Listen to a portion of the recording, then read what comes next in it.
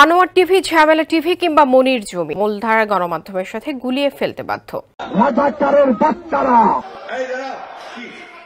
বর্তমান সময়ে সামাজিক যোগাযোগ মাধ্যম যেন নতুন একটি গণমাধ্যমের ক্ষেত্র তৈরি করেছে, যেখানে যে কেউ মুহূর্তের মধ্যে কোটি মানুষের কাছে খবর পৌঁছে দিতে সক্ষম।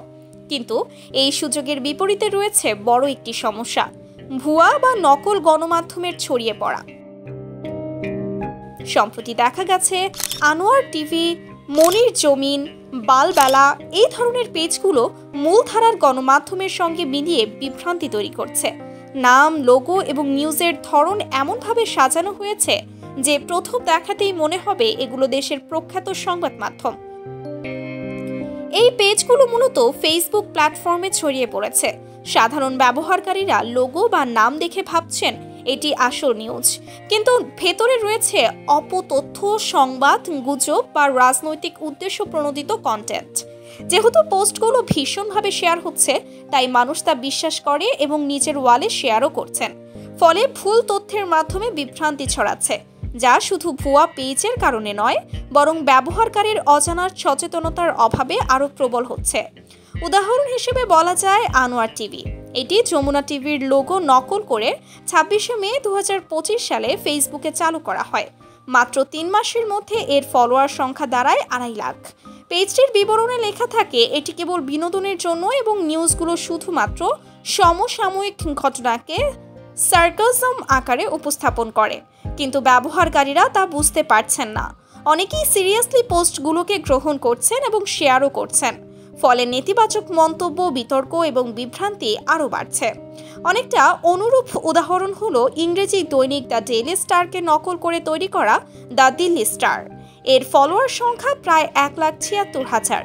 যদিও এখানে সমসাময়িক খবর সার্কাজম আকারে দেওয়া হয়, তবুও অনেক ব্যবহারকারী বিভ্রান্ত হয়ে পোস্টগুলোকে সত্যি ভেবে গ্রহণ করছেন। অনুরূপভাবে বালবেলা নামে যে ফেসবুক বা অনলাইন পেজ চালু আছে, সেটি মূলত কালবেলা নামের পেজ বা ব্র্যান্ডকে নকল করেছে।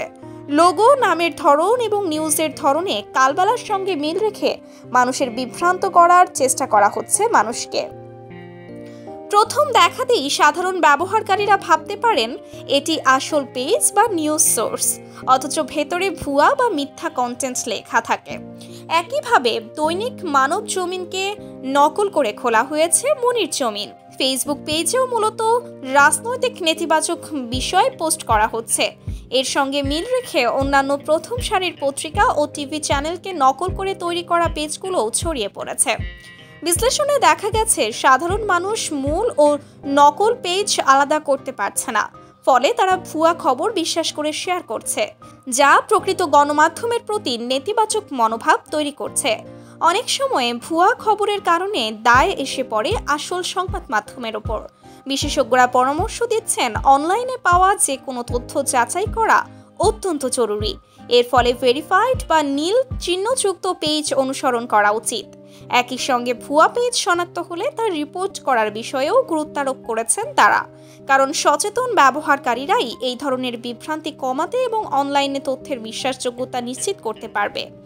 এই সমস্যা শুধু বিনোদনমূলক পেজ নয়, বরং আসন্ন নির্বাচন, রাজনৈতিক প্রচারণা, সামাজিক মতাদর্শ প্রভাবিত করার ক্ষেত্রে আরও গুরুতর হতে পারে। অনলাইনে ছড়িয়ে পড়া বিভ্রান্তিকর কন্টেন্ট, অপতথ্য সংবাদ এবং গুজব একত্রে মিলিয়ে জনগণের মনে বিভ্রান্তি তৈরি করতে সক্ষম। তাই সচেতনতা এবং তথ্য যাচাই এখন সময়ের দাবি।